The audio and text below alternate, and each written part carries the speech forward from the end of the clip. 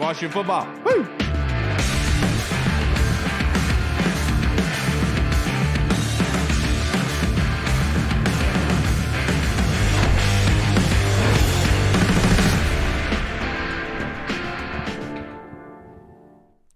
Hello, everybody, and welcome to the Burgundy Zone. I am your host, Kyle, and I am not joined by my two normal co-hosts, Michael Hall and Michael Reed. They are busy today, but I'm joined by special guest co-host, Mr. Corey Sanchez. Mr. Sanchez, thank you, Corey, for joining us today. This episode is called The Rubik's Cube, and the Burgundy Zone is a part of the Frederick Podcast Network. You can find out more by going to www.listenfrederick.com and to try to figure out this algorithm of the Rubik's Cube, to try to figure out as quickly as we possibly can. I thought we'd bring in our draft expert, Mr. Ian Cummings from PFN 365. Thank you for joining us on this beautiful Sunday, Ian. How you doing? Doing good, doing good. I think this is our first appearance of this cycle. I remember we had quite a few last year, and it was a fun one, but it's going to be an even better one for Washington this time. You got Josh Harris, you got Adam Peters, you got almost 100 million in cap space, almost, I think, 5 top 100 picks, right? So number 2 overall. It's going to be a fun one. I'm excited to see what they do because, living through those Dan Snyder years, we're due for some better times, I think. Absolutely. And Ian, obviously, we spoke after the draft last year, and you had already gotten started on this year's draft, and I'm glad that we're able to speak now and finally get your thoughts on this draft class because it's going to be a very interesting one for Adam Peters. That being said, I'm not going to sit here and say you're going to be the expert in everything in Washington, but in the kind of a grand scheme looking at this team, what kind of player should Washington be looking for and soughting after? Just, regardless of position, just to kind of reset the roster. I think the trenches looks to me like, you got to get a QB number 2 overall. That is the priority, right? That's kind of how you kickstart this rebuild. And, luckily, I think there's 3 who are worth consideration. Definitely 2 at the very top, right? But I think 3. And then, day 2, you got a lot of picks there. I think you want to get guys who are physical, guys who can set the tone, but guys who have the athletic tools to mold into legitimate, top-end players at their positions, right? I think that's going to be the key is resetting those trenches because the offensive line is a little shaky, and then you traded away 2 edge rushers, right? So that's going to need an overhaul as well, getting the edge pressure set. And then, beyond that, I think really focusing on the premier positions too. The linebacker is in need as well, but corner could maybe improve. We don't know what's going to happen with Kendall Fuller. Emmanuel Forbes is a little up and down in his first year. Safety could improve as well. So I think, getting those premier positions set, but after QB, the trenches, I think that takes priority. And you talk about setting and starting at the top at number 2 overall as a quarterback, and you said maybe 3, maybe 2 up there. Yes, sir. Who are the quarterbacks that you're looking at? Obviously, I guess the guy from USC, Caleb Williams, is going to be number 1 on your board. But who are 2 and 3?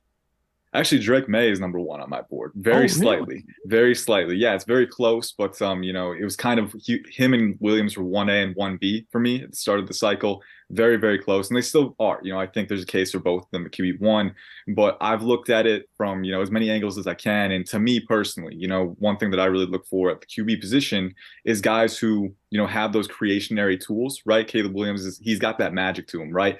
But I want guys who can use that arm talent, that athleticism within structure, right? To create space in the pocket, to create throwing windows with that arm elasticity. To me, Drake May has a better balance of physical talent and operational utility, right? Because I think sometimes when people juxtapose him with Williams, they're like, oh, he's the high floor option with the lower ceiling. No, May is a legitimate athlete at 6'4", 230. He's a great athlete. He's got great off-platform ability. His arm is elite too. I mean, this guy has a rocket launcher with, universal angle freedom, side arms, obtuse angles. So I think the off-platform ability is there from him too. But then you see him make decisions in the pocket. I think he's a little more disciplined. I think he's a little bit quicker to make decisions over the middle of the field. I think he's a little bit better right now at controlling defensive backs with eye manipulation and then capitalizing with his arm talent. So, to me, it's very close, but they're both franchise QB candidates. But May, I think, gives you the better balance of physical talent and operational utility, like I said. And then Jaden Daniels at LSU, right? I mean, he really rose through this cycle. Washington has the number 2 overall pick. So if they really like Williams or May, Daniels isn't in that conversation. But if they do their own independent evaluation and say, hang on, this guy's got the goods too, right? He might be considered as well. And I think you look at the way that he plays the game, you look at what Lamar Jackson did with his rushing ability and his athletic ability yesterday. Jaden Daniels brings that tier of athleticism, right? He's kind of a different creator than Williams. He's not quite as strong. He's a little bit leaner with his frame, and that shows up. But the agility, the explosiveness, the speed, he's so hard to handle with that in his toolbox. And then on top of that, too, phenomenal deep thrower. I think he flashes really good anticipation over the middle of the field. So all three guys are worth consideration there. For me, it's May, Williams, and then Daniels. But, I don't think you can go wrong. I think all of these guys have the talent. My man. And then Ian, looking at this whole draft altogether, just the prospects, and you looking at it almost like a crop of whatever you have of farming or whatever you can. But let's say not looking in the first round, but in the second round after, what are some cornerback prospects? Because I think QB1 is something that Washington should be invested in finding. Are there some prospects in those sort of rounds you can find somebody capable of that? Yeah, oh, did you say quarterback or cornerback? Corner, sorry. Corner. Okay. Yeah, corner, I think. And I'm trying to look at, obviously there's going to be a shift in defensive philosophy. I think they really need to kind of almost reset that unit this year, right? So we're going to see. It depends on who they hire, right? If they get Mike McDonald, right, that's going to be exciting. But we got to see how that filters in. But I think for me personally, what I'm looking for, you've got a guy in Emmanuel Forbes on the other side who one of his big flaws coming out, he's explosive. He will jump routes. He will be aggressive, but that can get him in trouble sometimes, right? So, but I think if you kind of funnel targets to that side, right, with a guy who can lock down the other option, right, that can increase the amount of opportunities for Forbes, make him play more confident, right? So what I'm looking for if I'm playing corner, right, I do want a guy who's a little scheme versatile because you don't know what you're getting with the scheme, for the DC. But I look at guys who have the man coverage chops to really lock down that side and the physical tools to do that too. So one guy that I really like is TJ Tampa from Iowa State. If you can get him at the top of round 2, man, I mean, this is a guy who I think has those CB1 tools. I can tell Kyle's been itching to talk to me for a little bit, man. It's been fun. But dude, I love TJ Tampa. And the funny thing is, sir. I was mocking him in the 4th or 5th, Ian, before, and Yeah. now he's jumped up to the 2nd in your mock draft simulators. Yeah, and I've actually mocked him in late round 1 a couple times. I think once he tests, man, I think he'll be a top 50 guy for sure. It's just gonna be a matter of where he settles in. But you look at this class. Last year's class was very well known for having those size speed guys: Julius Brents, Christian Gonzalez at the top of the board, right? Guys who had the size and the length and the speed and the athleticism. I think this year it's a little bit smaller of a crop, but TJ Tampa kind of stands out in that regard. 6'2", 200. I think he's got over 33-inch arms for sure. Super explosive, very good transition speed downhill. But on top of that too, like the guy's not just an athlete. You look at him, his coverage techniques, right? Very smooth pedal, very smooth kick slide and man technique, right? I think he's got good discipline with using his feet first. And then he's a former wide receiver, so he can make plays on the ball. He really improved his support game this year too. I think with the length, the recovery athleticism, the fluidity that he has, this is a guy who can lock down his side. And then Emmanuel Forbes can maybe take advantage of the opportunities that come his way, right? There's no bona fide solution, and Forbes at the end of the day does have to get a little bit better at managing that, right? So I think that's going to be for him too. But, that's the kind of CB I would look for if you're Washington. And you look at on the other side, you kind of talk keeping on the defense side of the ball. We saw yesterday a lot of good linebacker play. We saw from Patrick Queen. We saw from Christian Harris in that first game. Drake Greenlaw had that game-winning interception. So this is a position Washington has not gotten right when you had 2 linebacker guys there over the last 4 years. Who's some guys we could see on day 3, possible, maybe at in the second round or even in that 3rd round? That would be good linebacker prospects for the Burgundy and Gold. Yeah, linebacker is a position. It's going to be a little tough to see how it settles out this year because, there is kind of a sense that it's a down year. I don't think it's a down year. I think, there are a few guys in that day 2 range for sure. Jeremiah Trotter Jr. is my LB1. I think if he's there on day 2, you've got to seriously consider that because he's just a very good football player. But a few guys that could be available, maybe late round 2, round 3, right? Cedric Gray from North Carolina is one that I really like. He's around 6'2", 235. But he's a very good attacker coming downhill. He's got great physicality heading into the blocks, very explosive, very rangy, but he's got good coverage instincts too. Jalen Ford, another guy, 6'3", 245, another very explosive attacker downhill who's kind of got smooth coverage mobility and he can kind of hawk under on middle of the field zones.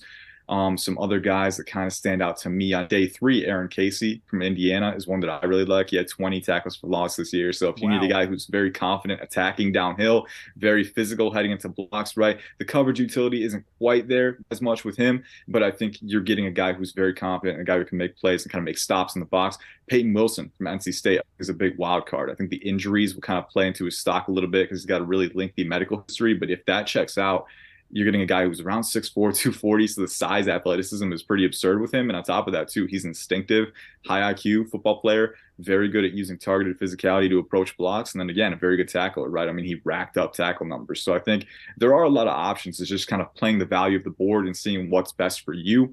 But I think Washington will figure that out down the road. My man, and obviously the draft is, it's an organism. It manipulates over time, right, and throughout the draft. But Ian, right now, like you with your 8 ball sitting there, if you could look in the future and say, like, if you need production in the late round, what are some prospects you're looking at that you could put in and say, if you're putting them in the right situation, they could be very productive for you as a bring in, plug and play right away. No, it's Yeah, and hard. is this just a certain position or just across the Anywhere, board? anywhere. Anywhere. All right. And this is a tough one too, because like sometimes I'll say a guy will be there in the later And then he's rounds, gone. and Yeah. then yeah, he ends up rising, right? So I think this one's a little tricky, but I think, especially if you need a nickel cornerback, that's a position that I look at this year, and there are a lot of really good nickel Okay. cornerbacks. I think that's one where, if you need a guy who can play nickel in a pinch, there could be a lot of guys on day 3 who will be available and will be very productive pros. I look at guys like Jerry and Jones from Florida State, very physical, a little bit wiry, a little bit smaller, but the dude is physical. The dude is tenacious. He'll come downhill and he will pack a punch, right? Thomas Harper from Notre Dame. He's played safety and nickel, right? And then at the same time, lined up against Marvin Harrison Jr. in their matchup against Ohio State and used his fluidity, explosiveness, didn't lose a step against him. So really solid coverage chops there. There's a lot of versatile defensive backs that I really like. The other position that I'll throw out there is tight end. I think there's a few sleepers at tight end who in Washington could use that, right? Logan Thomas is not going to be here forever, so you need that seam option. Jared Wiley from TCU is one that I like a lot, 6'7", 255. Really broke out this year for TCU. He's a former Texas recruit, but smooth athlete, right? He's got really good route tempo, I think, and his hand technique is very good. And then Dallin Holker from Colorado State.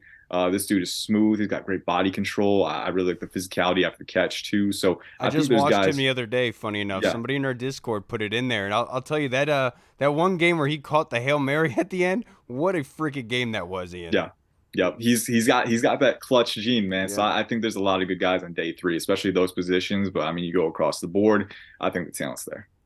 Absolutely. Now to wrap this up, Ian, I only have a couple more questions for you, sir. But I think this draft class in particular for running back is very special in the sense that if you're looking for like the speed kind of pass catching back, there's few and far between. If you could go in, are there some guys you like in that sort of sense? Yeah, there are a few. Blake Watson from Memphis is one that I really like. He actually was a wide receiver in high school, and you see the receiving chops. He can go out wide in the slot. He can run routes out of the backfield. Really like his game. Very smooth runner. You think back to Antonio Gibson coming out of Memphis. Blake Watson, he's not quite that size speed freak, but he's a very smooth, agile runner, very fluid hips, really, really good contact balance for his size. Very nuanced route runner, very, very just solid 3-level player. So Blake Watson, I like him a lot. Jawar Jordan from Louisville, that guy produced at a massive clip this year. He's a little bit smaller, around 5'8", 180s, but he is a spark plug. I mean, he just explodes in open space. Another very versatile player for you. And then if you're willing to spend heightened capital, right? I think if I'm Washington, I would probably prefer to keep it to day 3 for running back. But if you want to go a little bit higher, Will Shipley from Clemson is a guy I like a lot. Okay. Very versatile player, very good route runner, former 5-star recruit, right? But he's got that hip fluidity, he's got that vision, the creative instincts, and then the route running ability to go angle routes, swings, move into the slot again. So very versatile, high utility player. So it'll ultimately depend on what their vision is, but I do think if that's what you're looking for, this class has a lot of options. My man, next question I have for you. This is I was a lineman in high school, so I absolutely love this question. Let's just say we needed some tenacity, some aggressiveness up front to add to our offensive line. Are there some prospects, maybe like Cooper Babe or Tyler Guyton, that you're kind of maybe could possibly be there in the second or third round that you could get and they could play right away? Yeah, I think that's a good range to need an offensive lineman ultimately. I think Cooper Beebe, you mentioned him. I mean, that dude eats nails for breakfast. You watch him play. I mean, he will drive guys into the turf. So I'm a big fan of his. I like him a lot. It depends on what position you're looking for, but at guard, I think he's definitely an option. Christian Haynes from UConn is another one. Okay. He's 6'2", over 310, absolute refrigerator, and he will pile drive you into the turf if you're not careful. So explosive athlete, really good physicality. If you're looking for a center, right, I think Cedric Van Pran is a very physical player, very explosive. So if you can get him, there's kind of a scarcity of starting caliber centers, right? There's only like 4 or 5. So you got to get those guys on day 2 if you want, but I think there are options there. And then at tackle, one guy that I really like that I don't think gets enough buzz yet is Yale's Kieran Amagaji. Kieran Amagaji from Yale, 6'5", 320, probably near 36-inch arms. The dude is a build a tackle prospect. If you could build a guy, you would build him like this. He's explosive, tenacious, really good recovery athleticism. And I think he improved his pass protection technique this year, the synergy with his hands and feet, but his run blocking, man. I mean, the dude shoots off the snap. He will drive immense amounts of power into contact, and he's a guy who can just pave open lanes, and he will finish the rep as well. So Kieran Amagaji, and also for Washington in particular, Amagaji has tackle and guard experience. So play him wherever you want. The dude is going to pave open lanes. The dude is going to make an impact. I really like his tape too. So I think a lot of options for sure if you're looking for that tone-setting physicality, which if you harken back to the very beginning of this podcast, right, that's kind of what they need, that facelift, not just physically, but also from a mentality standpoint. Absolutely, and music to my ears. But just to piggyback off of that, right now your left tackles. Obviously, didn't say the first round, but would you put Joe Alt as number 1 left tackle right now? How are you feeling about that? He's my number 1. It's Okay. him and Olu Fashanu at 1-2. And then right tackles, got Talise Fuaga and JC Latham. I think Alt's recovery capacity and flexibility is just absurd for a guy who's like 6'8", 315. I mean, Insane, Ian. he's a freak, man. But Yeah. then he's also very good at using his length and his explosiveness to drive power in the run game. I think he's very assignment sound. That's a very strong part of his game. Olu Fashanu, also very balanced, very good at recovery. But I do think there are times when he kind of, expose torso to power a little bit too much. And we saw some balance issues. I think that Ohio State game was really big in kind of exposing that. So they're both very good tackle prospects. But Alt to me is OT1, Fashanu OT2. But again, if you're Washington, and you somehow get into a position where you're considering one, I don't think you'd go wrong. My man, last question will be really, really simple. Last one I have for you. How many quarterbacks do you expect to go in the first round? I've heard people flirting with 5 or 6. I think there'll be, well, definitely May and Williams and Daniels, McCarthy. I think there'll be 4 or 5. I think it's going to be those 4, McCarthy because he's very young, very talented, and then I think one of Nix or Penix. I don't know if both of them make it in. Penix medicals could push him down, but I do think one of them will get in because there's going to be a team who could maybe trade up into the first round and get that guy. Bo Nix, to me, deserves to be considered there. Penix, to me, if his medicals check out, does deserve to be considered there. But I think your locks are May, Williams, Daniels, and McCarthy. With Bo Nix, is arm strength and the age a concern? The age is not a concern. To me, I don't think the arm strength is either. I think he has enough arm strength, really good arm elasticity. For me, it's the processing ability past the short range. He's a very, very good distributor, but can he make those layered throws over the middle of the field in the NFL? I don't know what his upside is there, but he's a very good creator, a very good ball handler. I think the upside is there enough for me where I would take him. I think the main thing is, can you get over the hump with him? And some teams might have that concern. Yeah, he plays a lot like Baker Mayfield, but I said in his breakdown that I did of him, he like throws the ball like Drew Brees, a very quick release. It is very impressive. Ian, I can't thank you enough for joining us on this beautiful Sunday evening, sir. If you'd like to just plug your social media handle, just in case anybody watching hasn't followed you yet and would like to, sir. Yes, sir. You can follow me at IC_draft on Twitter, and you can follow all of our content at the draft side at PFN365. My man, Ian, have a great Sunday, sir. Enjoy these games. Yes, sir. Thank you. You too. Have a good one. All right, everybody. We just spoke with the man, Mr. Ian Cummings, the treasure trove of knowledge and information regarding the draft. I absolutely love being able to speak with him. And I'm sorry, Corey, not talking for the past 10 minutes. I know you're not used to that on your own show. What's up, man? Hey, man, that's good. That was educational for me because I'm just really starting in this draft process, kind of looking at stuff because I'm gonna have a lot of time on my hands here in the next few months. So, I guess one question I would ask him, and I can ask you this too, Kyle, is throughout your looking in evaluations, where's a buyer beware? Like everybody's slamming the table for prospect, and they're like, I don't know, I don't think this guy isn't as good as the masses would perceive him to be? I think there's a lot of prospects like that, Corey. It's funny because each one of like I've had to grow as a scout, and not Mm-hmm. as a scout, but as the way that I evaluate people. Because I love the question because like in the years past, if somebody didn't like, or if somebody I didn't like the prospect, like I would try to find a reason not to like that prospect. And Mm-hmm. like I can't be petty in that regard anymore, right? And so I've tried to go into every single one of these prospects saying, okay, prove to me why you deserve to be a first round prospect, Right. why you deserve to be at number two. And there are some people that some prospects like Drake May where I couldn't tell if he was throwing the ball into the dirt because he that's the trajectory where the ball left his finger, or if he's putting the ball in the dirt to get the ball away from the defender who's right on his receiver's back. And that's like one of those things as me, as somebody who likes to evaluate talent, who finds pleasure in doing so. I can't tell you if he's a bad prospect because that's something you would find out in an interview. Mm-hmm. The first thing I would do with Drake May is I would sit him down and I would put the failure plays that I labeled up there. I'd put him on there and say, all right, explain to me what happened. Like, because I would want him to break down what happened on that play. And if he were to tell me I had to Right. feed that ball low or it's going to be picked off, my opinion is going to change of him. But yes, that's. I think that each one of these quarterback prospects, Corey, I think each one of them provides their own thing, but comes with a major concern. And Right. that's what I mean as though is each one of these quarterback prospects is like a flavor of ice cream. Depending on which one you like, that's what you go with and you're banking on to go forward with and knowing that you have to fix those concerns because nobody's perfect, right? Right. Yeah, I think that's what sometimes when you go through the evaluation process is that people forget the human aspect of everything, and that these kids are going out here for a job interview. Right. And just because they look good, because they might put up the Madden like stats, doesn't mean it's going to translate to being in the quote unquote adult world.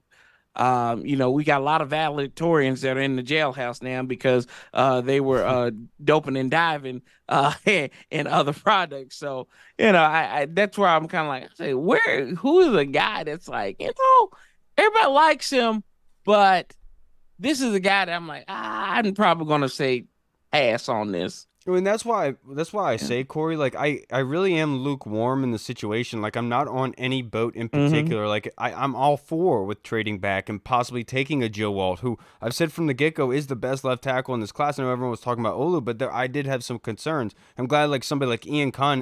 Cummings, who is very invested in this, agrees with me in that breath. And that's why I say like you can go in any way. Like I can Right. understand why they'd go quarterback. Because as a franchise, as PR, as a way to kind of show that you're moving forward to go with a new quarterback, it's a good start to have for a new GM.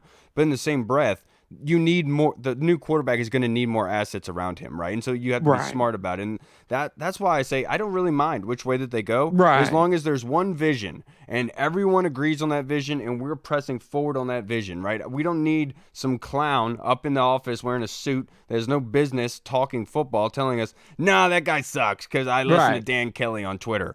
No, we don't need that, Corey. He's a former scout, so you He gotta is. watch your mouth, sir.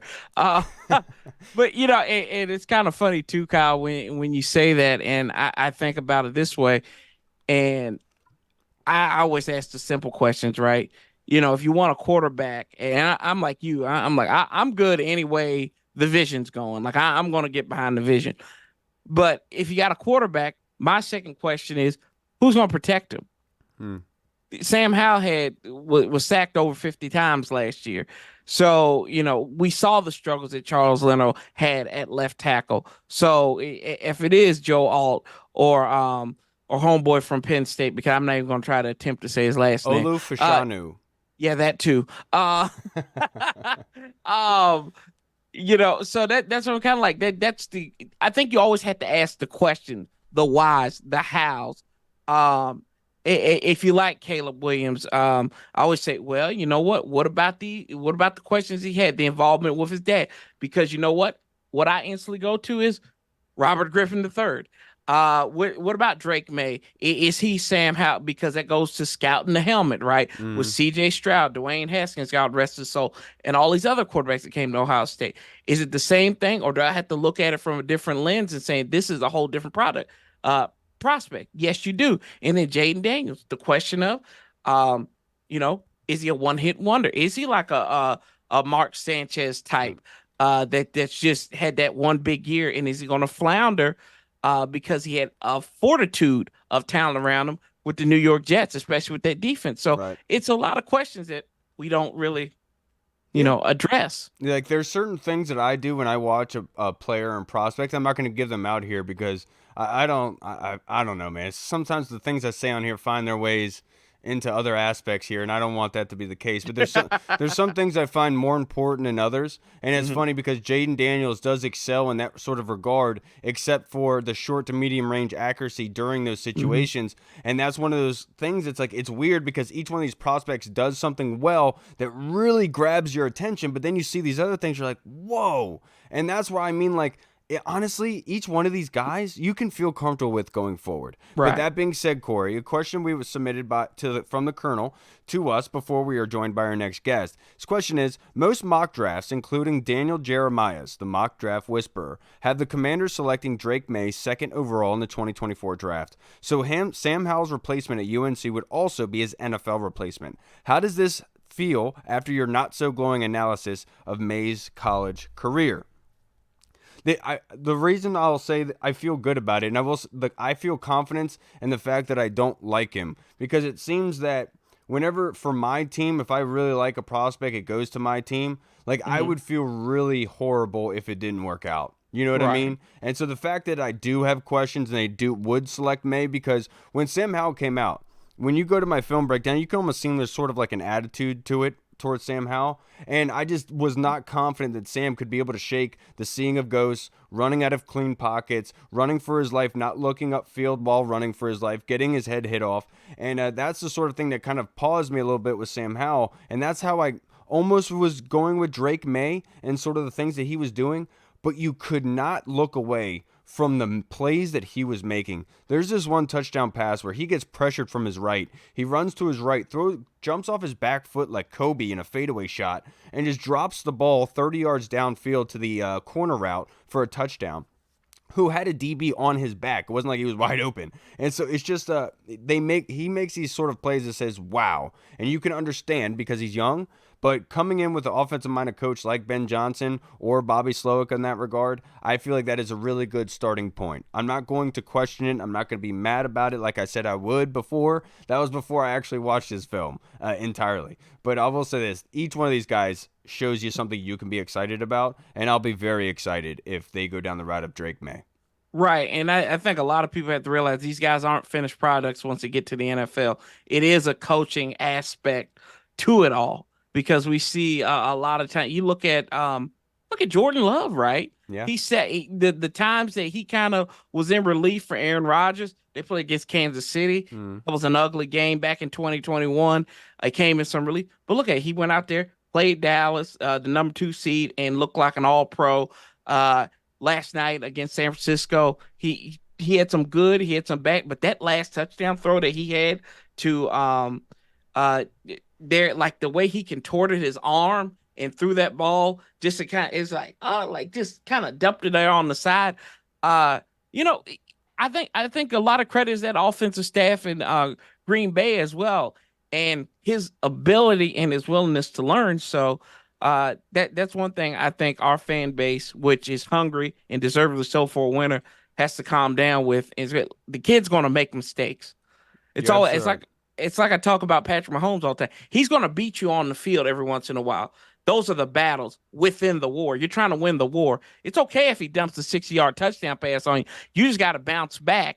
You got to bounce back more times than he strikes you. So it is what it is. But yeah, I mean, you got to be patient, and it's not a finished product because it's a process. We got to trust the process with the 76ers now to the NFL. Yeah, and Corey, last week I made a point to say on here that I think the NIL part of the college game is actually going to really benefit the quarterbacks in the NFL going long term. Because I feel like experience, I think over time I've kind of understood what Bill Parcells was saying and his kind of structuring for what he wants in a quarterback with being a senior, 4 years of experience, and I feel like that's going to really help somebody out. And I do honestly believe that Jordan Love benefited from that immensely, and you're seeing that in real time. And that's why I think it would give credence to somebody like Bo Nix, who has plenty of experience, who's older, but you can see it in his play. He plays a different style of game. But me as like a prospect, kind of looking at NFL draft prospects, I've kind of taken the mindset of, is defensive competition really all that much to matter. Because like I would look at Daniel Jones coming, I'm like, oh, that dude not going to do anything, dude, nothing. Like they're not going against anybody, not really showcasing you. But then when he gets to the pros, you kind of see how it's not really the competition level he's going against at college. He's showcasing the tools that are transition well in the NFL. And that's what is hard part for me. And that's why I feel like a lot of these guys showcase some of that. It's just being, like you said, the fine-tuning aspect of it. Now, before we are joined by our next guest, this next question was submitted to us by the Colonel. And this one is about your boy. There was much criticism for only receiving a third-round comp pick for the overall number 2 pick, Chase Young, to the 49ers. Now, all the talk is we got a steal after he was blocked to the ground by wide receiver Dontrevion Wicks yesterday, allowing Aaron Jones to make a 53-yard rushing touchdown against the Packers, and disappointing production overall from a number 2 selection. What are your thoughts? Yeah, we got what we needed to out of him. He's in San Francisco. He's not my concern anymore. I'm not going to cry over spilt milk over Chase Young. I wish him well, but I'm worried about what the next move is for the Burgundy and Gold, and that's going to be how to use that pick. I think we got the best we could out of him in that situation, whether you call it a steal or whatnot. Yeah, I'm good for Chase. He's looking good. He's a Pro Bowl alternate. I have no disdain for him, even though I have this little bite back towards it, but I really don't. I wish him all the well. Yeah, I wish him the best, honestly. Regardless of what he has to say about us, look, it's reality. It is what it is. He's not wrong for saying it. But, Colonel, my view has kind of changed on this because with Chase Young's injury, Andy Lockhart, fantastic dude, physical therapist, he'll tell you about Chase Young's injury and how catastrophic it was. What if, let's just say hypothetically speaking, that this injury was actually a lot worse than we thought it was. And Chase Young's sand glass, the time glass, was actually not at 3/4. It was at 1/4 because of that injury. Now, would that change your mind in the sense that Ron Rivera was looking out for Chase Young, knowing that there's not much left in the mileage tank to say, I'm putting you to a good situation so you could possibly win a ring? Because looks like things aren't going to be able to go on long term. And given the fact that we got a comp 3rd pick for it, I would say, yes, that is a success in my personal opinion. And regardless of how yes, it was the number 2 overall pick, but sometimes it just seems like we have really, really bad luck in this regard. And that's just what it seemed like with Chase. And I don't want to crap on the kid, man. He's just out there doing his thing, getting paid what he's supposed to do. And I hope he does really well because I don't want to crap on him. It comes from us, but I just hope that he's making money, baby. Yeah, exactly. Now we are joined by our next guest, Mr. Zach Selby, staff writer for the Washington Commanders. Thank you so much for joining us on this beautiful Sunday afternoon, sir. How you doing? I'm doing okay. I'm sick of the snow, to be honest. I'm so done with it. I was done with it basically from Tuesday. And then when we got that second round of it, I was like, why? Like, we've already had enough. Can we not just move on with our lives and not be cold anymore and not just shovel our driveways and everything? But I'm doing as well as I guess I can. I absolutely love it because honestly, Zach, there's so many people who are just like you, but in this term of mock drafts. They cannot stand the thought of mock drafts right now, and they hate how many of them there are. But that being said, we're in the warmth of our homes now, Zach. We don't need to be outside shoveling any more snow. We're in the safety, tranquility of our houses. That being said, Adam Peters, the new GM of the Washington Commanders. I want to kind of open this up a little bit because we kind of talk about the free agency aspect, the draft aspect, high quality, high price free agents. Is there a kind of common theme throughout Adam Peters' tenure as a front office executive going back to Denver and even New England where how they acquired talent? I mean, I think it really goes along with a couple of different factors, right? I mean, can you help the team win? I think that's always going to be the biggest factor. But I also think he likes to relate to people. I think he likes to find out who these players are beyond who they are on the field. Like, yeah, obviously winning is going to be the biggest factor.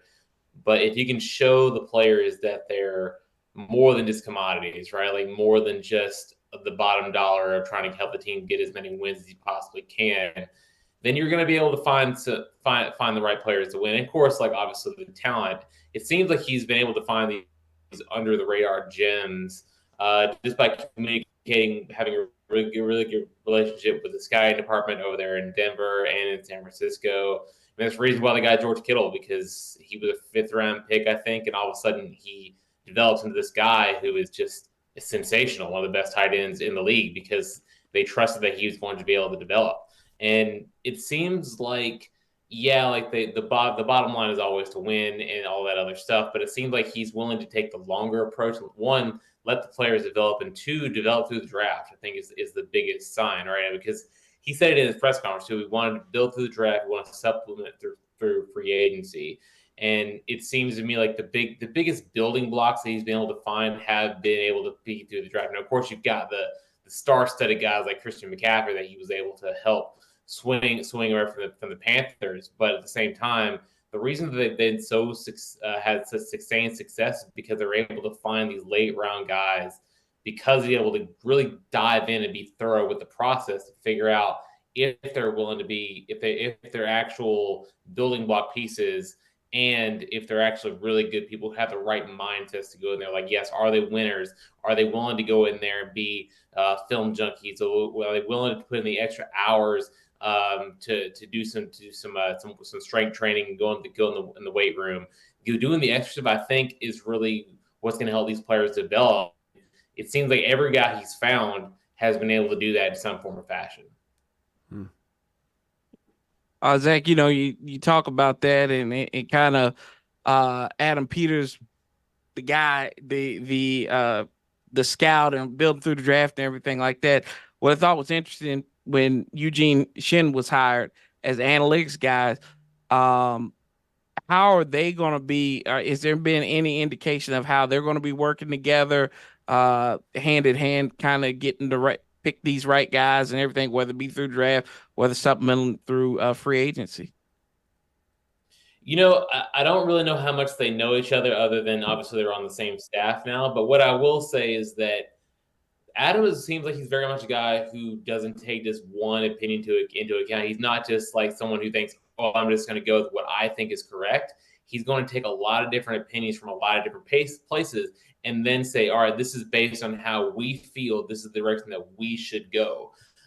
So, I mean, that was the case with the 49ers scouting department, is that he put in a lot of time to build a relationship with them and establish a very good process about what they wanted to find in players, what they valued and what they didn't. So I would imagine that he's already talked a lot with Eugene Shen about trying to get as much data as he possibly can to figure out how they can build the roster in the right direction.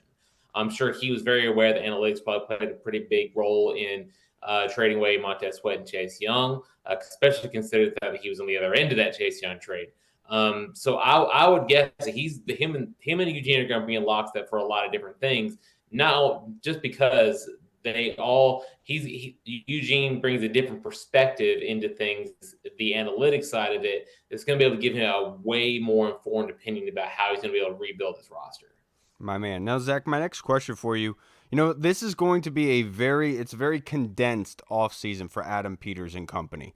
More so than probably you would say in years past, just because of you're going into a new situation. The draft is only a couple months away. You don't have your people in here yet. That being said, if you could guess, what do you think Adam Peters' first order of business is? Because it's hard to get started on that. Are you looking back at the team tape from this past season to kind of see where you are? Or are you more so of interviewing guys to bring in onto your staff? If you could guess? Well, it's going to sound like a major cop-out answer because it's just so obvious, but it actually is the answer. It's finding a head coach. That is the main answer that you need. That's the first order of business for Adam Peters right now. Like, yeah, he already has an opinion on the roster, right? He's already kind of dove into some of that other stuff in terms of like evaluating the roster and all that. But at the end of the day, one of the things I was talking about with John Lynch in the story I wrote about his relationship with Adam Peters, which, by the way, y'all can check out at commanders.com. It was fantastic, by the way. John, thank you. I appreciate that. I was really lucky to get a chance to talk with John. But, the main thing is, John's put it this way, is the number one job of a GM is like, what does my head coach need to make this whole thing go, right? That's why I think I think someone needs to do a little more emphasis to explain the difference between coach driven and coach centric. Because I think it seems like those have very different like approaches and very different like, but it seems like 49ers are very coach driven, and it seems like that's the number one thing you need to find out, right? Like, who's your head coach going to be? Is it going to be Ben Johnson? Is it going to be Bobby Sloak? Is it going to be Mike McDonald? Or any of these other candidates? Once you find that guy and you hear about his vision for what he wants the team to be, then you can start thinking about, okay, how do we surround this coach's vision with the right people to do it, right? And now with in terms of scouting departments, like you're gonna have to do like with the best of what you have. I mean, they did that with the 49ers, and that turned out to be a pretty decent way of doing things. Yeah. But he's been in that situation before. But right. In my opinion, you can't really hire the assistant coaches until you find the guy. Which is why I think some people have noticed that like Mark May still has the GM title on our website. That's because we're waiting for all the evaluations to take place first, and then we can decide.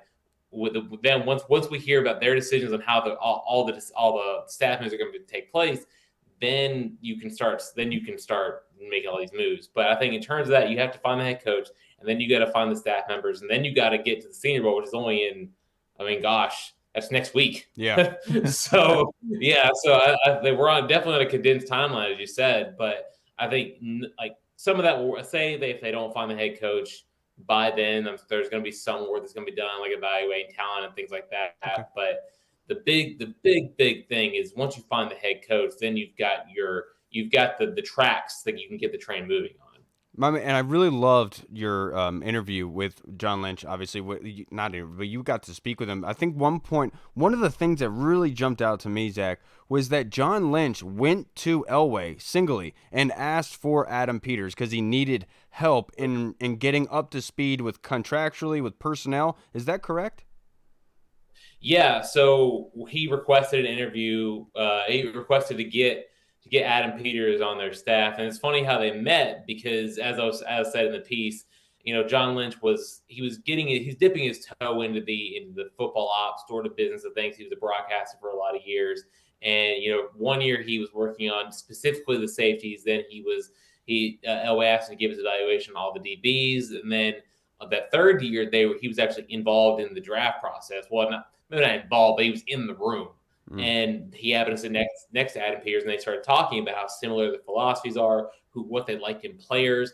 And, John Lynch was very impressed by Adam Peters. And if you can impress, and it's a Hall of Fame defensive back, like to impress a guy like that is pretty impressive on its own right. So, and he knew how thorough he knew how thorough Adam was. He knew how smart he was.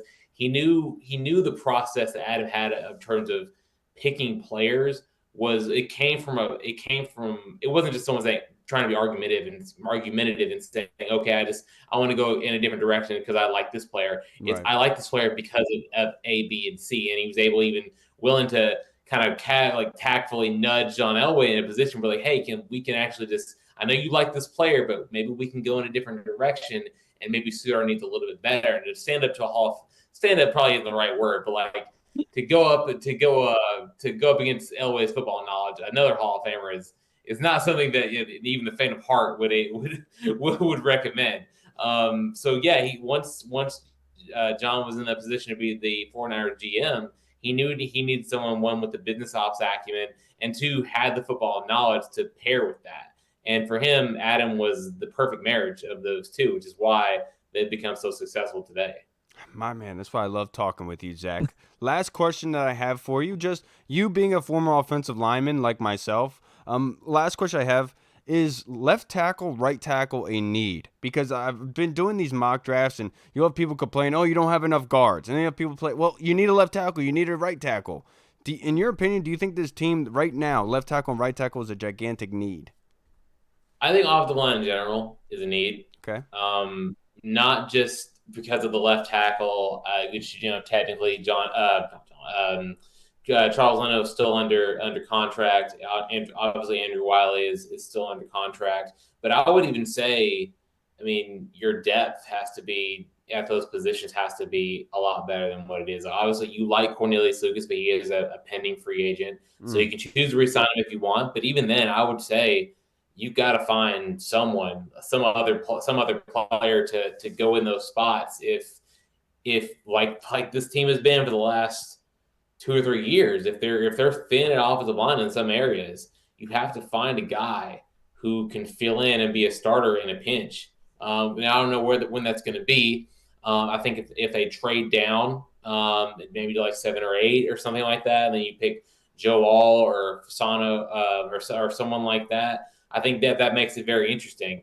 But even if you could even go use one of those second or third round picks that you have and find a pretty quality guy, not necessarily to be a starter out the gate, but a guy who you know is going to be pretty valuable, then I think you got to take him, because you have to think about the long-term sustained success of this of the franchise. Because whether or not Leno or Wiley is going to be the starter next year, they're not going to be here forever. And I think Wiley he's a short-term deal. I think Leno's contract is up after this upcoming season, so you need to find a future there. And if you can find a left or right tackle in one of those second or third round picks, I think you have to very seriously consider taking it. But in general, I think the entire offensive line is a need, because yes, I know the sacks wasn't necessarily all on the offensive line, but it was still a problem. And I think Pro Football Focus has 82% of all their pressures given up were from the offensive line. That's still a pretty significant number, and that leads the league. So I think it's still a big deal for them. So yeah, they do need to have an answer, a left guard, also because Eddie Charles is also going to be a free agent. Now you like Chris Paul, but you don't. He has certain limitations right now that I think would say he maybe needs to prove himself a little bit more. Right guard, I think you feel really good about Sam Cosmi, but also center. I think center is a position that they have still been unable to figure out, because like Nick Gates had his moments, Tyler Larson had his moments, but Larson is going to be a free agent this coming year. Nick Gates didn't always exactly perform the way you wanted him to, and we've already talked about the left guard position there. So I think left, right, like every single position, I think either needs depth or possibly a new starter on the offensive line. I totally agree with you, Zach. I think there's a lot in the fan base that would say the same. But Zach, I can't thank you enough for joining us on this beautiful Sunday evening. It's been a long time since being able to talk with you. Hopefully, the Mother Nature keeps the snow off you for a couple more weeks, so you can recharge your batteries, brother. Oh, I'm not going outside for the rest of the day unless I absolutely have to. I've got all my groceries done this morning. I'm just gonna sit back and look at the snow and enjoy football. Yeah. See, I'm really looking forward to watching that Lions game.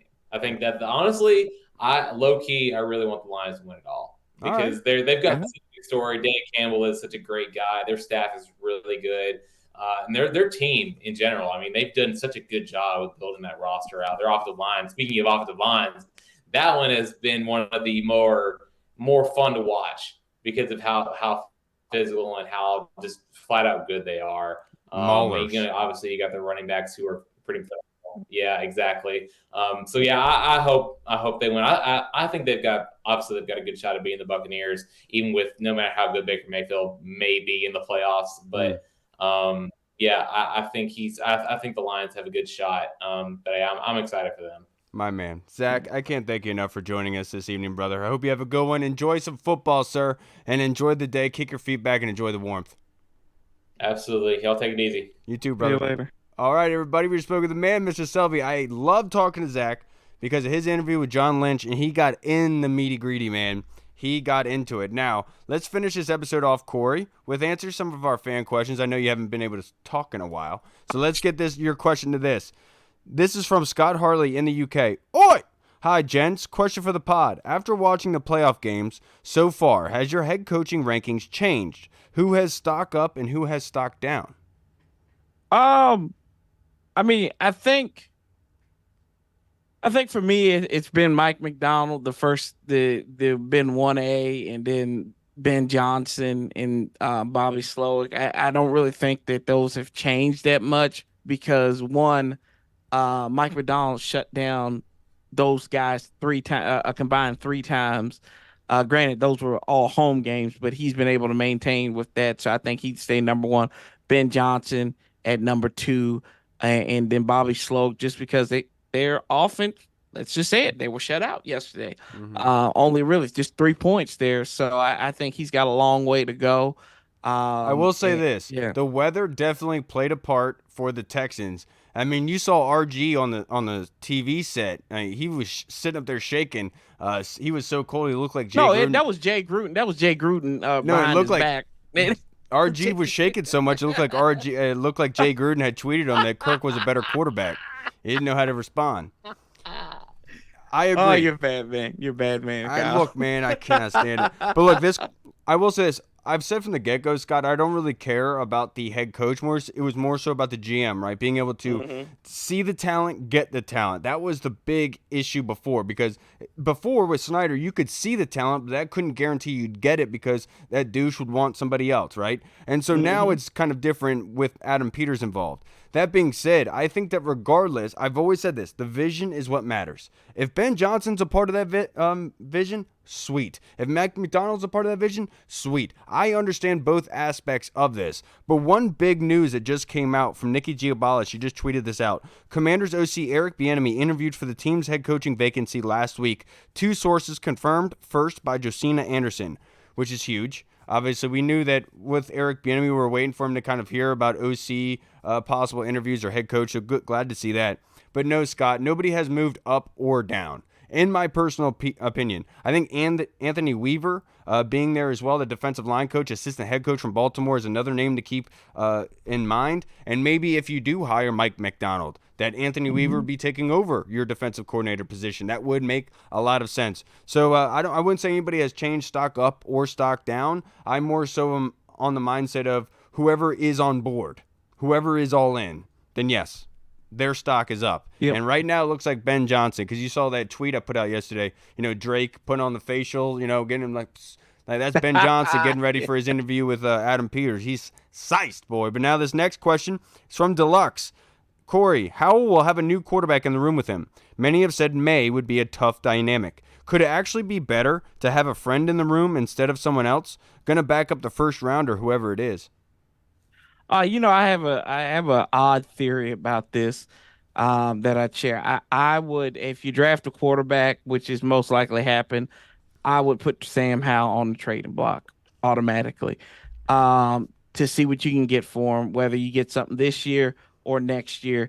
I'd re-sign Jacoby Brissett, or I'd go out there and see who's the best veteran quarterback out there on the market, just because I think that there is a distraction factor that could happen there. And I know they're all professionals, but you look at it with Kirk Cousins, right? When Kirk Cousins was the unquestioned denied starter for the Washington Redskins, he went out there and balled out. He didn't have to look over his shoulder. I don't want my quarterback looking over his shoulder and saying, well, maybe the guy from next year, if I slip up, is going to be the next starter. So I would say, and that's no disrespect to Sam. I love what Sam was able to do when he was successful, and I think he's a good character guy. But I think at the end of the day, it's kind of, before it gets too stale, just let him go on. And I think that's just kind of having the vision of going forward. It's like, out with the old, in with the new. This is what we're trying to do. But I know that would be unpopular with a lot of folks. 100%, dude. Because honestly, Corey, like, I'm the type of person that Arch is like talking to, right? Because I feel like having May here with Sam Howell is the big brother, little brother aspect. Right. And I feel like that social dynamic will not work. Like you referenced the example of RG and Kirk Cousins, which is absolutely perfect. RG in his mind believes he's the alpha. And so being big dicked by Kirk Cousins, that is an unacceptable, that isn't possible. The only reason that it's happening is because of race. He's not better than me. I'm the alpha. And that's the sort of thing that could possibly be your issue here with Sam Howell and Drake May, because he does view himself as the older brother. Now, if Sam Howell doesn't view himself in that sort of alpha way, and he is all about the team and making the team better, because in my opinion, you want to replicate what the Chiefs had a couple years ago with Chad Henne and Pat Mahomes. In the playoffs, Pat Mahomes got injured, I think, for a drive. Chad Henne came in and led them down with a scoring drive. Everyone was so happy for him.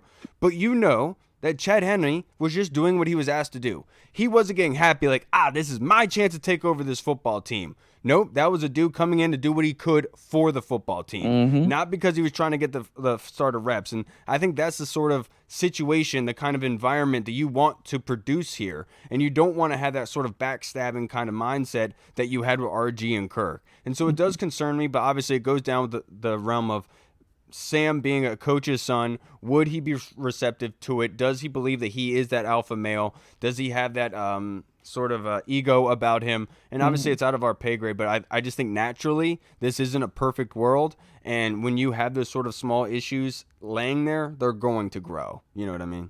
Yeah. And I just don't want to hear the debates on Twitter when Drake May throws 2 picks in his second start and we lose by 3. And it's like, it's time to get Sam Howell in there, boys. We should never let Sam. We should have drafted Joe Alt. And I'm like, shut up. Just let the cards fall where they may. Absolutely, man. And that's probably like I was having a bit this week, but it's crazy that we didn't get any production in the sort of sense that our prospects ever got better as pros. And I think I said this, look, all the people that got mad at me were talk crap about me being a kiss ass with Rivera, all the other crap, they still weren't smart enough to come with the best argument ever against Rivera. And that was the fact of Rivera's failure is directly attributed to Jamin Davis. He was overdrafted. He wasn't progressed as a linebacker, even having 2 linebackers above him in coaching, being able to grab him every day, seeing him every day, not progressing, and also the culture aspect, him being a knucklehead off the field. So as much as people want to say it, it was a detriment to what we did here, and it's unfortunate. But this next question that we have is from Deluxe. His question is a good one. If Charles Leno were to be released, where do you think he would rank among left tackles in free agency? Who else is in free agency? Tyrone Smith, left tackle from Dallas, Dwayne Brown from the Jets, Cornelius Lucas, Commanders, and Donovan Smith from Kansas City. So he'd be the 4th one then. He'd be the 4th. He'd be the 4th out of those guys then. I think Charles Leno is a good guy, and then sometimes I think that kind of puts your blinders on some of his faults and everything. And I don't think a lot of his faults. I think some of his faults weren't on him. I think it was the fact that Scott Turner and Eric Bieniemy didn't protect him in certain situations. Like Kayvon Thibodeau, when we played him on Sunday night back in 2022, he was getting beat off the line twice, and there was no coaching, there was no game planning to be like, well, maybe we need to put a tight end on, maybe we need to put John Bates, maybe we need to put Logan Thomas over here to help Charles Leno. They would play, and this is where my frustration was with Ron Rivera and company. It would be like the easiest solution. It would be the answer, but they want to go all the way there. I always call it a route 1 response for a 95 answer. Just go down there quicker. 95 is going to get you down there quicker than route 1 is with all the stoplights. So, yeah, I mean, he would be 4th. Good guy. I think he is a average tackle, left tackle at best, slightly below average at times.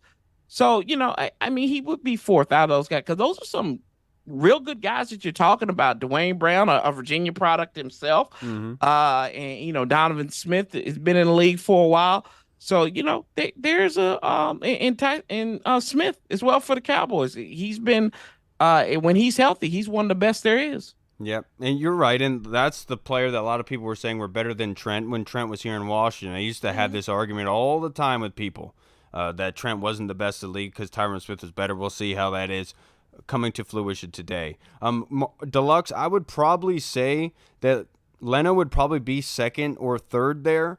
In my personal opinion, if you're talking best bang for your buck, I'd be willing to re-sign Cornelius Lucas, to be perfectly honest with you, because he's not going to garner that much in price. And obviously, Leno is a good starter. And I think Maul said this perfectly from the Trapper Dive podcast. He said, Leno is not the best tackle in the world, obviously, but he's not the worst. But he can't be your best lineman. Because if he's your best lineman, you are in really, really bad shape. And obviously, Sam Cosmi was the best lineman on the field this year, and I 100% agree with that. I do say that. But I understand what Maul says there. And I understand that you do have to get better. And the best way to be able to do that in this draft for the offensive line in total is by replacing some of those. And then, obviously, number one is left tackle. And so that's how you kind of change the mindset, the face of the offensive line and gearing towards that attitude is by getting somebody like that. But I would say we like to hate on Leno, and look, myself have got on him because Kayvon Thibodeau just for some reason had the confidence to talk crap in Leno's face,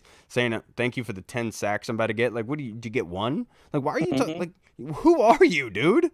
My God, you're like Johnny Manziel. But it's kind of crazy where with Leno that the one times that he does scrub it, it is pretty bad. But I think the offense in particular, man, it is so hard to evaluate them because I have some questions regarding Sam Howell. And because, obviously I've brought up before how Sam Howell was not doing well, but then when Jacoby came in, he boomed right away. Well, I have some questions for the players saying, well, was things called differently for Jacoby than Sam? Was that deliberate? What's going on here? Is that because that's what Jacoby wanted to do and told he'd be beforehand? Or is because Sam Howell saying he doesn't like to do that kind of stuff, but Jacoby does? That's some stuff that you'd really want to know about. And I'm very intrigued to find that out as well. But Corey, your evaluators too. Don't forget about Morgan Moses. I was pissed about Morgan. You remember that, Corey? I was pissed about that.